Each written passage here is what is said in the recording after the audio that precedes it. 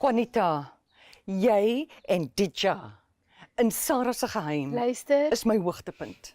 Dankie. Sy is my hoogtepunt, sy wat DJ is. Want sy is gespeel deur Roxanne Blaze en sy is wonderlik.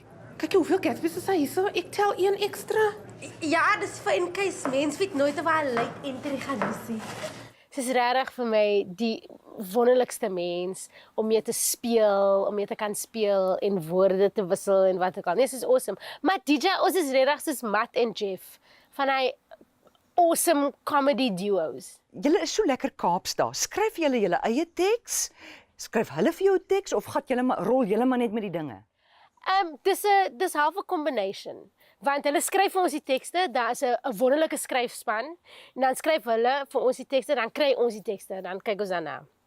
En Roxanne, DJ, is net oor woordvas. Die wil woorde ken, sy wil haar woorde leer en ek is meer van, man, los die woorde, wat 'n storie probeer ons nou om te vertel. So ek gaan meer oor die storie, maar sy gaan oor die woorde. So tussen ons kry ons dit daarom reg.